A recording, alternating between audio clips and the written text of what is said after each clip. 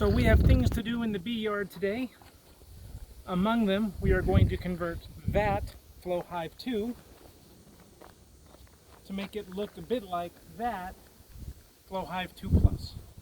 And we're going to do that by adding the little cups at the bottom of the legs, if you can see that. Those are ant traps, so they're designed to keep the ants from being able to crawl up the legs. So that will augment the eggshells that are already there, which will, well, I should technically make it almost impossible for the ants to make it into the hive. We'll also add an entrance reducer that we'll use when needed. The next time it will be needed is probably in this winter. And we'll do that right here. While we are doing that, we are doing the midsummer mite check. Can you show this? Our midsummer mite treatment, I should say, we're going to treat prophylactically. We have not tested the mite load because I don't like killing the bees. And the treatment doesn't hurt them, and I don't see a need to kill 300 bees to see if I need to kill 300 more bees. I'll just treat them. Varroa mites are the biggest threat to beehives in the United States, to bee colonies in the United States, but not necessarily the biggest threat in Central Texas. So the mite treatment will also treat not only the varroa mite, but will also take care of the small hive beetle and the wax moth, which the two are much more prominent in Central Texas. It'll take care of their larvae as well. This is a thermal board. It is chemical free. There's no pesticide or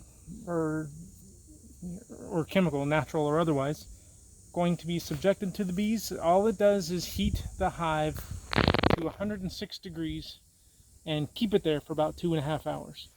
That is enough to kill all of the pests in the wax, in the brood, but it won't hurt the bees. It's not supposed to hurt the bees. Generally doesn't hurt the bees. We'll see. That's today. We'll keep you up to date as we go. Okay, so the treatment is underway. The box is heating up. So that's the way it's going to be for the next 2.5, well, let's say 3 hours. So it's got to get warm before the time starts. And we are going to go ahead and get started with the ant traps and the leveling of the hive stand. So when they're done, we can reassemble the hive where it belongs, and we'll be done.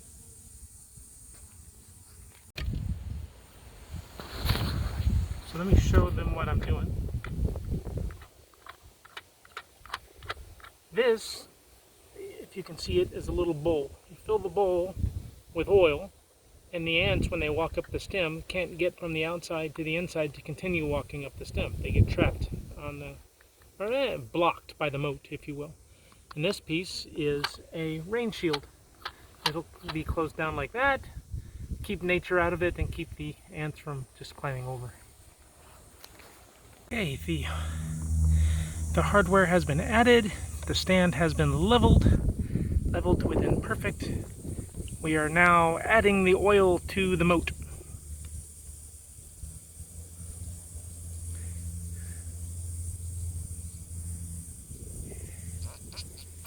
That looks pretty good.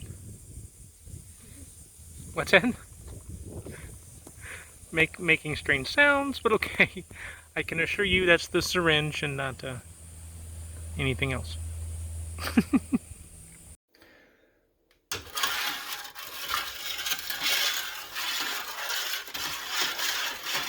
So this is 2-to-1 sugar water for the bees as soon as the treatment is over. I'll give them some food to make up for their lack of forage given the summer conditions outside.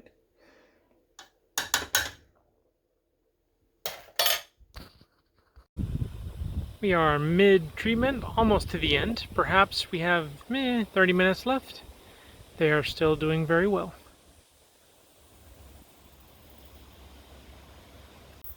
So it says here they are finished. So I will unplug the box and let them calm down for a little while, and then reassemble that hive on top of that hive stand.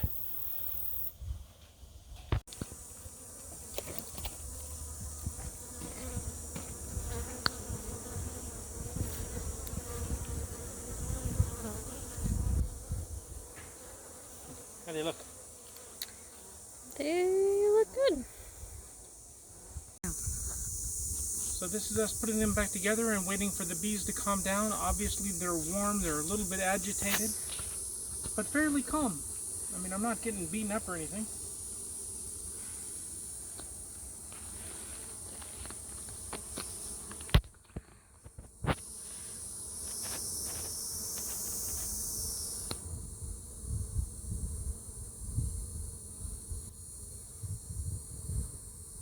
All right, end of a busy day. We got a lot of things done today.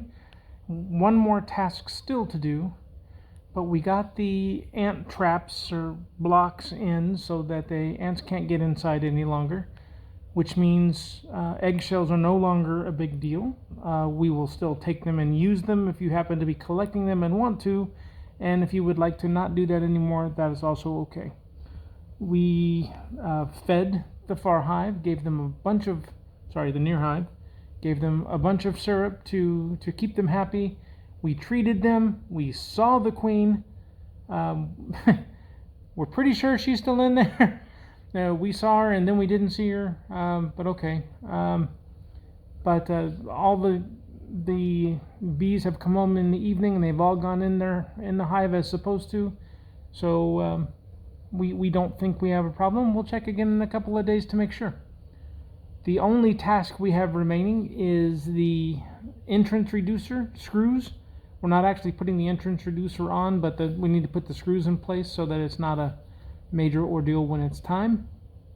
We were going to do that this evening just a few seconds ago, but there's still a lot of bees trying to get in the hive, and the whole point of doing it in the evening is the bees are all inside being calm for the night, and apparently they're not. So we need to wait a few minutes, and then we'll go out and try again and see if they've gotten any calmer. They're not riled up. I say calmer, and that's not what I mean. They're still flying. So let them get home and let them tuck themselves in and make a night of it, and we'll see what we can do. 2 of the 3 hives are now fully treated for the against mites and hive beetles and wax moths for the midsummer. Now, the worst time of the year for varroa, anyway, for varroa mites, is August. And the idea is to knock them down now, and then they won't be able to stand back up again by winter. There is still a late fall, early winter treatment before they, before you stop for the year, and then you don't worry about it, and then you do it again in the spring. So we are ahead of the curve, or just slightly ahead of the curve. I think we're doing it right. What'd I miss? I don't think you missed anything. All right, so that'll do it. If you have any questions, please feel free to ask.